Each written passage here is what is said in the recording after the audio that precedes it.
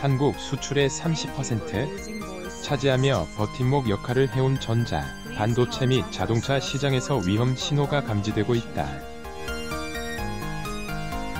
수요 위축으로 수출 증가율이 급격히 둔화하고 있는 데다 판매량 전망치도 일제히 하향 조정되고 있어서다. 하반기 경기 둔화가 본격화하고 있다는 비관론에 조금씩 무게가 실리는 분위기다. 5일 블룸버그 통신은 미국 반도체 산업협회 자료를 인용해 지난 6월 세계 반도체 매출이 작년 같은 기간보다 13.3% 가한 508억 2천만 달러로 집계됐다고 보도했다. 지난해 12월 세계 반도체 매출은 전년 동기 대비 28.3%, 었지만 1월과 2월 증가율은 26.8%, 26.2% 떨어졌다. 이후에도 증가율은 3월 23.0%, 4월 21.1%, 5월 18.0% 계속 하락했다. 6월까지 6개월 연속 증가율이 떨어진 것은 2018년 미중 무역 전쟁 이후 최장기간이라고 블룸버그는 전했다. 한국 반도체도 수출 증가율이 급격히 둔화하고 있다. 7월 반도체 수출은 전달보다 2.1% 원하는 데 그쳤다. 반도체 수출 증가율이 10%로 떨어진 것은 2016년 10월 이후 5년 9개월 만이다. 차량용 반도체 쇼티지에 따른 대기 수요로 호황을 이어오던 자동차 시장마저 수요가 예전과 같지 않다. 현대자동차 그룹은 올해 글로벌 자동차 판매량 전망치를 7천만 대 중반으로 수정했다. 올해 초에는 지난해 7,640만 대에서 7.3%, 가한 8,200만 대로 예상했다. 한 반년 만에 지난해 수준으로 예상치를 다시 낮췄다. 세계 최대 자동차 시장인 중국에서도 둔화 흐름은 비슷하다. 중국 자동차공업협회는 올 판매 예상치를 2,750만 대에서 최근 2,700만 대로 하향 조정했다. 유럽도 마찬가지다. 지난달 유럽 신차 판매는 전년 동월보다 15.4%, 소해 1996년 이후 가장 적었다. 반도체와 자동차 등의 수요가 하락한 원인은 공통적이다. 인플레이션으로 인한 소비 절벽 때문으로 분석된다. 코로나19에 따른 봉쇄 조치로 중국에서 생산과 수요가 모두 줄어든 것도 영향을 미쳤다. 구자용 현대차 전무는 심화한 인플레이션, 금리 인상 등 대외 불확실성이 커져 조정이 불가피한 상황이라고 말했다. 한국 반도체 수출 증가율 6년 만에 한 자릿수로 둔화 메모리 가격도 이불대 급락 스마트폰 출하 3억 대 밑으로 한국 수출을 견인해온 국내 전자회사들은 경기 둔화 조짐이 공식 수치로 고스란히 드러나자 올 것이 왔다는 반응을 보였다. 지난 2분기 실적에서 소비 둔화 분위기를 감지하긴 했지만 일시적인 현상일 수 있다는 기대도 있었다. 꼭 정부가 코로나19 엔데믹을 선언할 경우 경기가 다시 반등할 수 있다는 희망에서다. 또한 반도체 시장 성장률과 수출입 동향 등 대부분 경제 지표들이 경기가 꺾이고 있는 쪽을 가리키면서 기업들도 현실을 받아들일 준비를 하고 있다.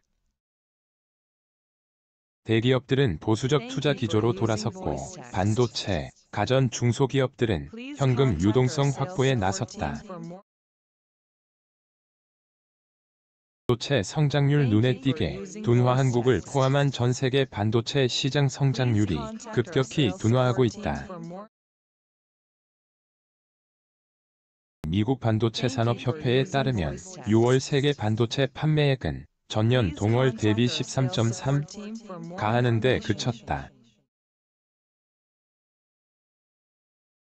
5월 증가율 18.0K, 다 한층 낮아진 수치다. 세계 반도체 판매 증가세는 6개월 연속 둔화하며 2018년 미중 무역 분쟁 이후 최장 기간 둔화세를 이어갔다. 메모리 반도체 가격도 급락했다. 최근 대만 시장조사 회사 트렌드포스에 따르면 PC용 D램 범용 제품의 7월 평균 고정거래 가격은 2.88달러였다. 보다 14.03 락했다. 2019년 2월 후 최대 하락폭이다. 고정거래가가 2달러대로 떨어진 것은 2020년 이후 처음이다. 한국 반도체 수출에서도 불안한 조짐이 나타나고 있다. 수출입 동향에 따르면 한국의 반도체 수출 증가율은 6월 10.7, 서 7월 2.1 낮아졌다. 4월 이후 4개월 연속 둔화세다. 반도체 수출 증가율이 10으로 떨어진 것은 2016년 10월 후 5년 9개월 만이다. 전문가들은 메모리 반도체가 들어가는 가전 및 정보기술 제품 수요가 급격히 줄어들고 있기 때문으로 분석했다. 러시아, 우크라이나 전쟁으로 원자재 가격이 큰 폭으로 뛰면서 세계적으로 인플레이션이 확산했다. 부담의 소비 여력은 줄어들 수밖에 없는 상황이다. 세계 중앙은행들이 일제히 기준금리를 올리면서 소비 심리마저 위축시키고 있다. 스마트폰, TV 수요 꺾여 메모리 및 고사양 시스템 반도체 수요의 대부분을 차지하는 스마트폰과 가전제품에서 본격적인 소비 둔화가 나타나고 있다. 시장조사 업체 카운터포인트 리서치에 따르면 2분기 세계 스마트폰 출하량은 2억 9,450만 대로 집계됐다. 스마트폰 출하량이 3억 대 이하로 떨어진 것은 2020년 2분기 후 처음이다. 업계는 스마트폰 시장은 올 하반기에도 쉽게 회복되지 않을 것으로 내다봤다. 최근 들어 여러 제조사가 올해 연간 스마트폰 판매량 전망치를 전년 대비 3에서 10여 잡은 것으로 알려졌다. 거시경제 불확실성이 지속되는 가운데 소비자 수요 감소, 원자재값 상승 등이 지속되면서 스마트폰 시장에 부정적 영향을 끼치고 있다는 분석이다. TV와 스마트폰 등에 들어가는 디스플레이 수출도 지난달 17억 7천만 달러로 전년 동기보다 2.7% 소했다. TV 판매가 부진하면서 디스플레이 업체엔 재고가 계속 쌓이고 있다. 조사 업체 DSCC에 따르면 LG 디스플레이의 패널 재고는 올해 1분기 68일치에서 2분기 81일치로 늘었다. 역대 최장 수준이다. 분기 삼성 디스플레이의 패널 재고도 94일치에서 102일치로 늘었다. 디스플레이는 하반기 거시경제 및 시장 수요의 불확실성이 매우 높아질 것에 대비해 사업 구조 재편과 원가 절감을 통해 수익성을 개선할 방침이다. 반도체, 가전 업황이 악화하면서 삼성전자 실적 전망치는 큰 폭으로 하향 조정됐다.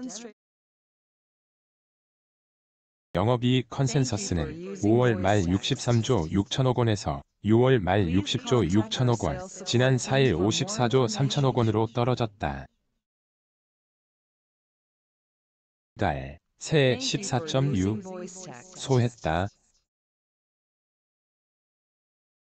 전자 영업이익 컨센서스도 4월 4조 8천억 원에서 지난 4일 4조 4천억 원으로 10량 낮아졌다. 경기 불확실성이 커지면서 전자업체 투자 기조도 보수적으로 바뀌고 있다. SK하이닉스는 지난달 충북 청주 공장 증설 계획을 전격 보류했다. 고환율, 고물가, 고금리 등 경제 여건 악화를 고려해서다. 전자 부품업체들은 현금 유동성 확보에 들어갔다. 삼성전자와 LG전자 등의 재고가 늘면서 신규 주문이 감소한 탓이다. 업계 관계자는 하반기에도 재고 부담과 패널 가격 하락 리스크가 클 것이라며 가전, 반도체 수출도 둔화세가 이어질 전망이라고 했다.